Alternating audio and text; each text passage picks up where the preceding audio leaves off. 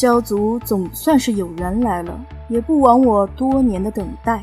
青山南踏着虚空，缓缓来到萧炎面前，轻声道。听到青山南此话，萧炎直接就给跪了，规规矩矩地对着青山南就行了一个萧家之中最为隆重的大礼。无孝子孙萧炎见过先祖。青山南听到此话，微微一笑，道：萧炎倒是个好名字。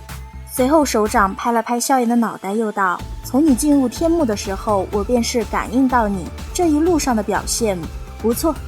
突然被老祖表扬的萧炎挠了挠头，有些羞涩。好在一旁的古清扬、薰儿等人在此刻对着萧玄恭恭敬敬地行了一个大礼，躬声道：晚辈见过萧玄前辈。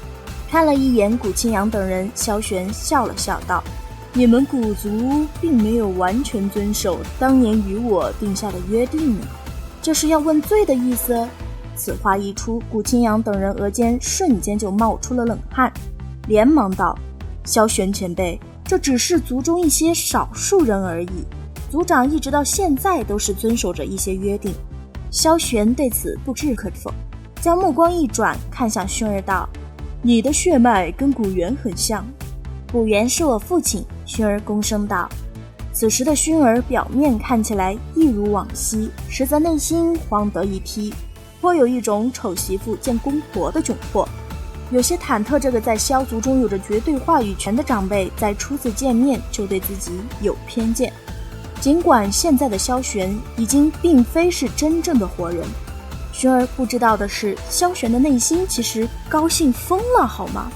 表面上萧玄点点头道：原来是那个家伙的女儿，难怪拥有着神品血脉，果然是青出于蓝而胜于蓝。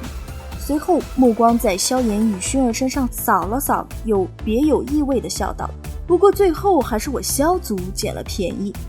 萧玄：哈哈哈，好小子，够争气，感谢古元送来的大好闺女，不遵守当年诺言之事可以考虑不追究。薰儿听懂萧玄这有些为老不尊的话，瞬间就红了俏脸。此时的萧玄却是看向了雪刀圣者道：你先回去吧，以后你能够一直存在于天幕之中。多谢萧玄前辈，明白自己从此以后就是有大佬罩着的人了。雪刀圣者大喜过望，内心不断为自己英明的决定而庆幸的同时，连忙拱手道谢，随后十分识趣的就离开了。萧玄这才邀请萧炎一行人一同前往幕府，并道明了萧炎他们此时所见不过是自己投射而出的影像而已。得知这一真相的古清扬等人心头都是一震，仅仅是一道影像便能够举手投足间击杀2名1星斗圣能量体，这若是本体的话……天幕的最深处，萧玄指着前方一座古老石碑淡笑道：这便是我的幕府。萧炎目光顺着萧玄所指望去，只觉得这座孤零零矗立在这片漆黑区域的石碑萧瑟寂寥。你们4人便是在石碑之外修炼，这里的能量乃是天幕最为浓郁的地方，其余的能量体也不敢闯入此处，所以不用担心安全问题。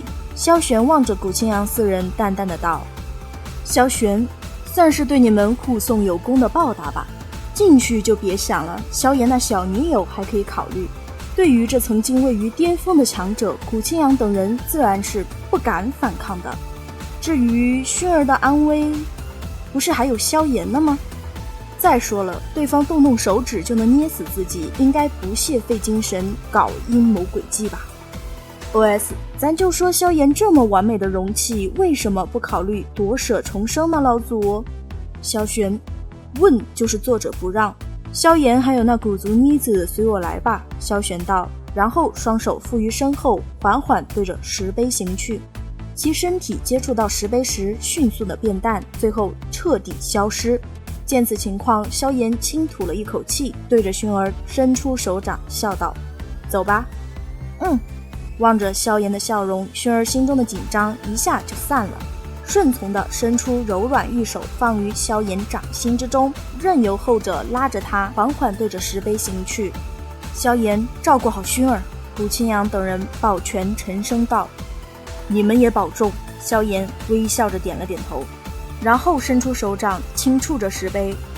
石碑内，萧炎二人望着出现在面前的那古老殿宇，有些失神。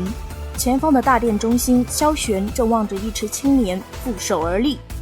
能与我说说如今的萧族情况如何吗？萧玄道。萧炎迟疑了一下，终究还是老老实实的交代了。老实说，萧族没落成这般，萧玄其实早有预料的，但只要香火残存，便未曾到最绝望的地步。你有什么想问的吗？萧玄望着萧炎道。先祖现在是否真的存活？萧炎道。毕竟若是萧玄真的还能以另一种方式活着的话，那么萧族兴盛必然有望。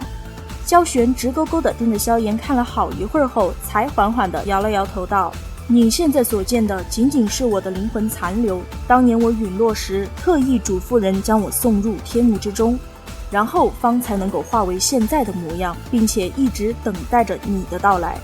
但这也仅仅是限于天幕，离开这里我便是会在顷刻间荡然无存。得知这一真相的萧炎有些失望，随后苦笑道，如今的萧家实力太过没落，失去了血脉之力，我们根本就无法与其他的远古种族抗衡，类似我这种已是艺术中的艺术。这话的意思其实是有着一丝怨言的。听到这话的萧玄微微抬起头追忆道，当年萧族尚还存在时，我便是感应到萧族的斗帝血脉即将枯竭，你应该明白，在那时若是血脉之力枯竭的话，萧族恐怕立刻会被一些虎视眈眈的对手毁灭。可想要补充斗帝血脉，唯一的办法便是再度出现斗帝。当年的我心高气傲，并不认为自己会被挡于斗帝之前，于是在与族中众长老商议之后，我们决定破釜沉舟，通过施展秘法，将当时全族绝大部分的血脉之力全部转移到了我的体内。我明白那是所有族人最后的期盼，但我依旧失败了，并且在冲击斗帝失败后遭受到魂族偷袭，重伤陨落。话到此处，萧玄深吸了一口气，脸庞出现一抹痛苦之色，是他辜负了所有萧族族人。萧炎见此情况也不知道该说什么了，沉默了半晌后才道，那是最后的办法，若是任由血脉之力枯竭，萧族同样难逃末路，萧族不会有人因此而怪您的。随后萧炎像是想到了什么似的，摸了摸眉心处，又道，既然血脉之力枯竭了的话，那为何我会出现族纹？原因其实很简单，萧族的族纹不同于别族，它不是依靠别人的赐予来的，而是依靠自己修炼出来的。萧炎之前在焚炎谷得到的天火三玄变，正是萧玄创造并赋予焚炎谷的，而三玄变正是开启魂族的钥匙。至于为什么萧炎的族纹总是若隐若现的，那是因为萧炎得到的天火三玄变其实并不是真正意义上的完整版。焚炎谷众人就说为什么我们没有那么酷的纹身，萧玄，还好老夫留了个心眼子，我萧族的族纹不姓萧怎么行？也正是因为缺少的那一部分秘法，萧炎才迟迟没有修炼出族纹。萧炎一听这话，就知道自家老祖没打算藏私，目光满是期盼的就朝着萧玄望去。萧玄受不了那亮晶晶的狗狗眼，不由得笑道，放心，我孤独的等待这么多岁月，所谓的便是将一切都留给你，这天火三玄变的最后一步自然也会交于你的。听到这话的萧炎很是高兴，不过修炼出了族纹但没有血脉之力支撑的话，也是难以真正的将之发挥至巅峰啊。对于萧炎不自觉喃出来的话语，萧玄做出了肯定的回答，对，族纹必须要以血脉之力作为源泉，血脉越强大，发挥出来的力量就会越强大。听到这里，萧炎的眼眸瞬间就暗淡了下去。萧玄见萧炎那毫不掩饰的情绪，觉得有些好笑，又有些欣慰，随后便踏入了那池水之中，行至最中央时，手掌一扬，那池水便是缓缓地旋转了起来，旋即一道道血色光芒也是自萧玄体内缓缓传出，最后顺着其脚掌尽数传进了血池之内。伴随着一道道奇异的血色光芒融入池水中，那清澈见底的池水很快变得血红，而萧玄的黑发也以肉眼可见的速度变得雪白，甚至脸庞也开始变得苍老。看到这一幕的萧炎瞬间就变了脸色，刚想开口说点什么，就见池中的萧玄却是冲着他缓缓地摇了摇头，微笑道：当年我拼尽全力保留一些斗帝血脉，并将之用诸多手段封印，所谓的便是能够再度造就出一位拥有着血脉之力的族人。现在的我仅仅是一道残魂，只能够在这天幕之中飘荡。振兴萧族的事我已无法完成，但天不亡我萧族，我相信你会做得比我更好。这些血脉之力中还有着我生前所封印的一些能量，我的后人希望我当年对萧族族人的承诺能够由你来完成。眼看着那越来越衰老，眼神却是越来越柔和的萧玄，萧炎只觉得喉头一紧，鼻子一酸。随着时间的推移，血红的池水里一股浓郁的血腥味弥漫而出，与此同时，一股极端恐怖的奇异力量也是缓缓地扩散开来。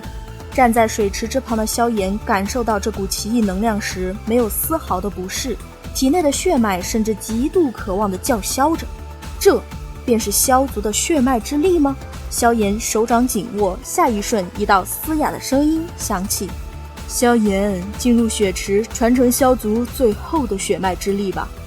池中的白发老人冲着萧炎微微一笑，道：望着萧玄那副衰老的模样，萧炎深深地吸了一口气，随后坚定地走向了血池。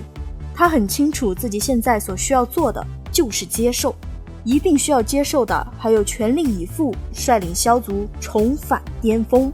毕竟现在的他是这个落败的种族唯一的希望。好了，本期分享就到此结束喽。视频呢看到这里了，给牛奶点个赞吧，订阅了的话记得开启小铃铛哟，这样就不会错过牛奶的更新啦。感谢您的耐心观看，拜拜，下期再见。